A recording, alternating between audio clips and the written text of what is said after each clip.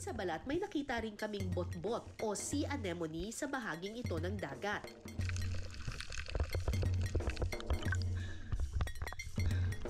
Parang gelatin. Buhay pa to? Opo, buhay pa po. Ang botbot ay mukhang bulaklak na nasiksik sa mga coral reef. Pero itinuturing din silang peste sa dagat dahil kumakain sila ng maliliit na isda. Nakita ko na! May butbut dito! Hindi yan nangangagat?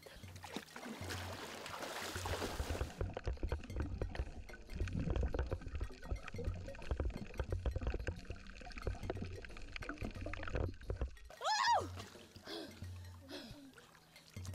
Kinakain ba talaga to?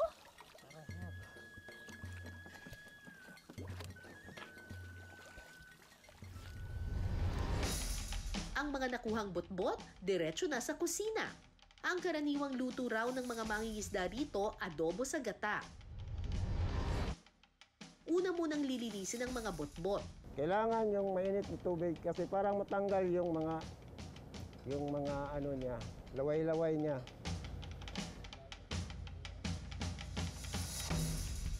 Pagkatapos nitong hugasan sa mainit na tubig, aalisin ang mga galamay nito. At saka huhugasan ulit sa tubig. Kapag nalinis na ang botbot, hihiwain ito ng maliliit. Sa isang kawali, tutunawin ng butter. At igigisa ang bawang, sibuyas, luya at sili. Ilalagay na natin yung botbot. Kapag golden brown na ang mga sangkap, pwede nang ilagay ang botbot. Sunod na ilalagay ang suka, black beans, paminta, dahon ng laurel, oyster sauce.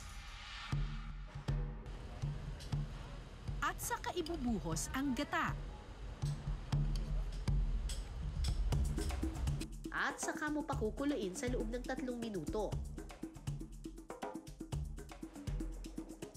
Kapag kumulo na ang gata, lagyan na ito ng siling haba at bell pepper.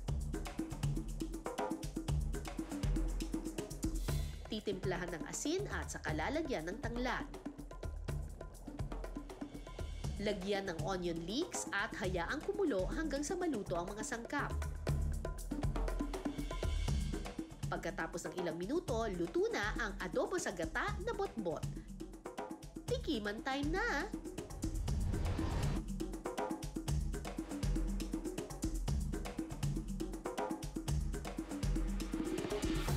Masyadong appetizing tingnan, pero baka naman masarap. Ay, matigas? Ginunguya tong ganito?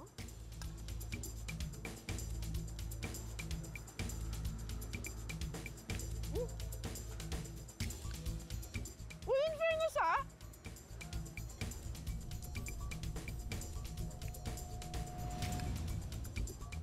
parang laing. Para siyang laing. Pero may konting aftertaste, may konting lansa.